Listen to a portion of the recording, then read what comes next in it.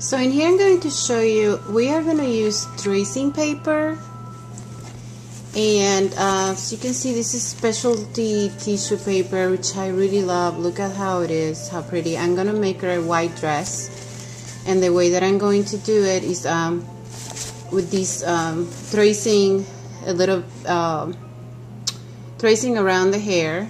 Let me show you. I'm going to trace around here, around the hair, a curve for the dress, and around her shoulder, so I can do a little piece of a dress for her that I'm going to also glue. And so that's what we're going to do, and I will show you. So in here I'm showing you that I am placing a tracing paper right here, and that I'm going to trace around her shoulder to create a dress, little piece of a dress. I'm tracing around all the way to the end of the cover, and around the hair also. And I think I'm gonna make a low cut in here for her dress.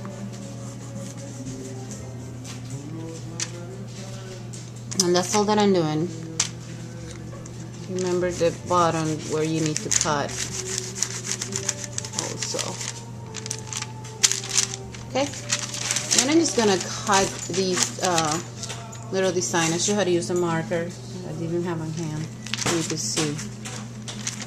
I'm gonna cut it and come back and show you next. Okay, so I had cut a little piece of the tissue paper that I show you, and this is a pattern that we're gonna use to cut around to make the dress. Just want to know it in here. Just cutting around the pattern to make that little dress. And then we're gonna glue it. You can use Mod Podge, or you can use matte medium, either, or whatever you got is fine. So in here I'm showing you, this is the dress after I had traced it. And I'm going to glue it to the girl with Mod Podge. I'm just applying Mod Podge and applying these on top. Since it has texture, I'm not going to like squeeze it in or anything, but it is tissue paper with texture, so I'm just applying Mod Podge on top of it.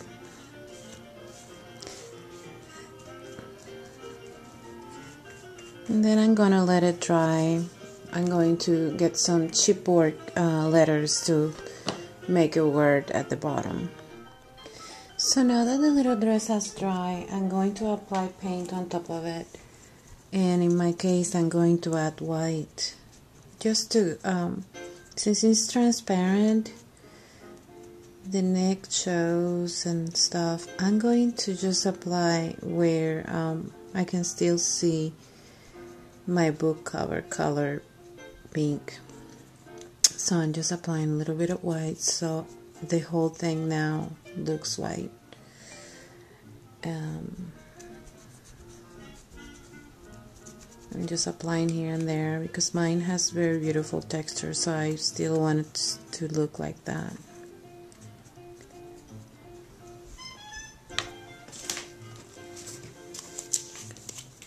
And then I'm going to just put a little bit of pink inside these flowers.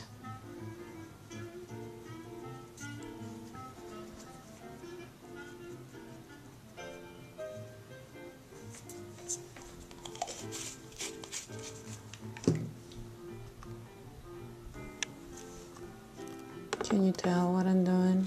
I hope so. Okay, so in here I'm gonna give to the face around the eyes a little bit more detail, so I am using a color pencil. This one is just Terracotta by Derwent, and I'm going to just apply a little bit more in the creases of the eyes and around the eyes. Use a watercolor pencil, like I said, and I'm just applying more so I can give more shadows. And I have put acrylic medium in one of these watercolor pencils that you can fill with water. I'm not very sure what the name is right now, but I just feel it instead of water. I put acrylic paint, acrylic glaze inside, and I'm just gonna use it to move this paint around. It's very subtle, but I know it's there. I'm just making the eyes a little bit darker around, and that's what I'm gonna be doing. And then I'm gonna get a darker color for the eyebrows. And the only reason why I'm doing this with watercolor is because you can totally control the paint much more, and it is so nice. I love using watercolors. I'm doing the same one in here. This is black. I'm probably sure how to use brown.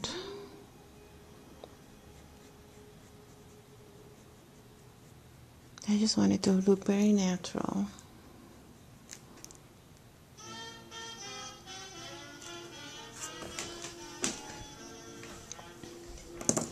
Okay, I'm gonna apply a little bit of that terracotta pencil on the nostrils.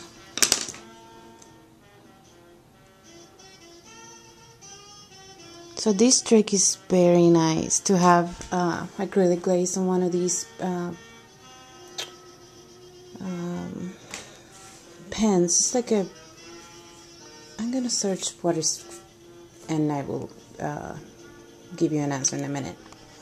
Okay, back, and I'm applying a little bit more shadow on the other eye. You can see me that in the creases around the eye. And I'm going to use the pen again, which is called Aqua Stroke, a watercolor brush pen. So that's what they're called.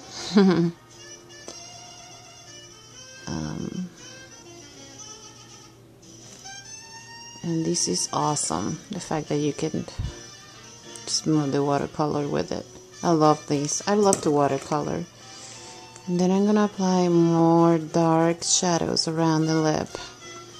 More in this side and in the other side. And of course, move it with the fingers. It's always nice to apply more details to the faces after they had dry.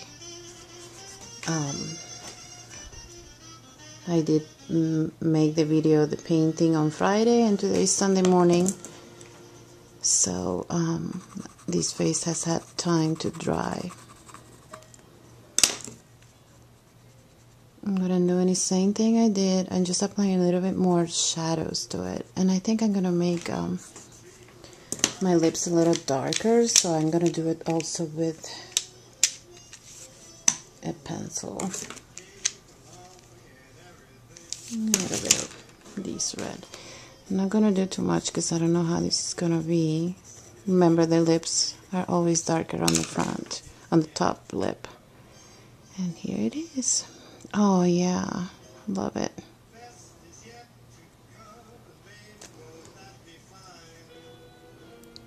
So I hope you're enjoying these. This is gonna be very nice free class. Invite your friends.